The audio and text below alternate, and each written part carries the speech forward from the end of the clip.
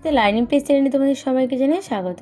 আজ আমি তোমাদের সপ্তম শ্রেণীর সাহিত্য বাংলা সাহিত্য মেলা থেকে প্রথম পাঠ, একদম প্রথম থেকে আমি তোমাদের পড়ানো স্টার্ট করছি। ছন্দে শুধু কান ডাকো কবিতা, অজিত দত্তের লেখা। এই কবিতাটি তোমাদের আমি লাইন সহ বুঝিয়ে দেব। চলো শুরু করা যাক। কি বলেছে? বলছে, মন্দ কথায় মন দিও না, ছন্দে শুধু কান রাখো। মন্দ কথায় মানে মন্দ মানে কি? খারাপ। কবি বলছেন খারাপ কথায় মন দিও না, ছন্দে শুধু কান রাখো। ছন্দ বলতে কি, আমরা প্রতিনিয়ত আমাদের প্রতিনিয়ত যা কিছুই হয় সবই কিন্তু আমরা একটা ছন্দের মধ্যে। আমরা প্রত্যেক দিন সকালে ঘুম থেকে উঠি, রাত্রিবেলা ঘুমাতে যাই, এটাও কিন্তু একটা ছন্দ। দিন হয়, রাত হয়, আমাদের ঘড়ির সময়, সব কিছু একটা প্রকৃতির সৃষ্টি। তাই সব কিছুই কিন্তু আমরা একটা ছন্দের মধ্যে চলে। তাই কবি বলছেন, দ্বন্দ্ব ভুলে মন না দিলে ছন্দ শোনা যায় না। দ্বন্দ্ব, দ্বন্দ্ব মানে কি?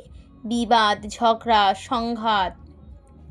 বলছে এগুলো যদি মন দাও, মানে এগুলোতে যদি মন দাও, তাহলে তুমি কখনোই কিন্তু এই ছন্দ, সেটা তুমি বুঝতে পারবে না। এই ছন্দ বুঝতে গেলে তোমাকে মন থেকে রাগ, হিংসা, ঝগড়া সব কিছু ত্যাগ করতে হবে। ছন্দ আছে ঝড় বাদলে, ঝড় বাদলেও ছন্দ আছে। কেমন ছন্দ? না, যখন ঝড় বৃষ্টি হয় সব সময় কি হয় না, ওটাও কিন্তু একটা নির্দিষ্ট সময় হয়। তাই কবি বলছেন ঝড়ও হয়, ঝড় বাদলেও কিন্তু একটা ছন্দে হয়। ছন্দ আছে জোছনাতে। জোছনা, যখন রাত্রিবেলায় যে জ্যোৎস্নার পূর্ণিমা অমাবস্যায় যে আমরা জোছনার রাত দেখতে পাই, সেই রাতটাও কিন্তু আমরা সবসময় পাই না। কখনো পূর্ণিমাতে বা অমাবস্যায় কখনো কখনো আমরা সেই পূর্ণিমার চাঁদ যখন গোল হয়, তখন সেই জ্যোৎস্না কিন্তু আমরা দেখতে পাই। সেটা দিনের বেলা দেখতে পাবো না, সেটাও কিন্তু একটা ছন্দের নিয়মেই আমাদের যাচ্ছে। দিন দুপুরে পাখির ডাকে, ঝিঝি ডাকে ঘোর রাতে। কবি বলছেন কি, দিন দুপুরে দিনের বেলা পাখি ডাকে, আর রাত্রিবেলা কী ডাকে? না, ঝিঝি পোকা। কখনো কি রাত্রিবেলা পাখির ডাক বা দিনের বেলা ঝিঝি পোকা আমরা শুনতে পারবো না? তাহলে আমরাও কিন্তু ওটা একটা ছন্দের নিয়ম আছে, যে দিনের বেলা পাখির ডাক আর রাত্রিবেলা ঝিঝি পোকা শুনতে পারবো। নদীর স্রোতের ছন্দ যদি মনের মাঝে শুনতে পাও। জলের স্রোত, আমরা সবাই কম বেশি সমুদ্রের পাড়ে বা নদীর ধারে বা কোনো জলাশয় জায়গায় গেছি, সেখানে দেখবে জলের একটা স্রোত, শোঁ শোঁ শব্দ যেন একটা যাচ্ছে। কবি বলছেন সেই ছন্দ কিন্তু নদীর স্রোতেও কিন্তু একটা ছন্দ আছে। মনের মাঝে শুনতে পাও, দেখবে তখন তেমন ছড়া, কেউ লেখেনি আর কোথাও। বলছে এই ছন্দ সব যদি তুমি বুঝতে পারো, তাহলে দেখবে প্রত্যেকটা জিনিস তোমার কাছে এতটা ভালোভাবে জানতে পারবে বা পরিষ্কার, যে আর কিছু মনে হবে না। সব কিছু মনে হবে যেন আমি সব জানি। ছন্দ বাজে মোটর চাকায়, ছন্দ চলে রেলগাড়ি। মোটর চাকায়, কবি কেন মোটর চাকায় বলেছে? কারণ তোমরা জিনিস একটা ভেবে দেখো, যে কখনো সাইকেলের চাকা বাইকে দিলে বাইক কি চলবে? চলবে না।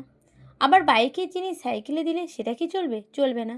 তাহলে সাইকেলের আলাদা আলাদা পাশ আছে, বাইকেরও আলাদা আলাদা জিনিস আছে, একটা চার চাকার গাড়ি তারও কিন্তু আলাদা আছে। তাহলে প্রত্যেকটা একটা নিয়ম শৃঙ্খলার মধ্যেই কিন্তু আবদ্ধ, যে যার যে জিনিসটা, সে জিনিসটা দিলেই সেটা চলবে। ট্রেন, রেলগাড়ি, রেলগাড়ি কি আমাদের নর্মাল রাস্তায় চলতে পারবে না? তার জন্য কিন্তু আলাদা একটা রাস্তা আছে। তাই কবি বলছেন ছন্দ বাজে মোটর চাকায়, ছন্দ চলে রেলগাড়ি। জলের ছন্দে তাল মিলিয়ে নৌকা জাহাজ দেয় পারি। যখন নৌকা যায়, সেটাও কিন্তু জলে স্রোত যেদিকে হবে সেদিকেই কিন্তু নৌকা যাবে। যদি স্রোত একদিকে, নৌকা যায় আরেক দিকে, তাহলে কিন্তু কখনোই নৌকা টাল রাখতে পারবে না বা যেতে পারবে না। সে একই জায়গায় যেদিকে স্রোত থাকে সেদিকেই কিন্তু সবসময় নৌকাটা যায়। ছন্দে চলে ঘড়ির কাঁটা, ছন্দে বাঁধা দিনরাত। আমি কিছুক্ষণ আগেই তোমাদের এই কথাটা বলেছি। বলছি ছন্দে ঘড়ির কাঁটা কখনো কিন্তু তুমি যদি বলো যে এই সময়টা 1 ঘন্টা আগে বা পরে, সে কিন্তু শুনবে না।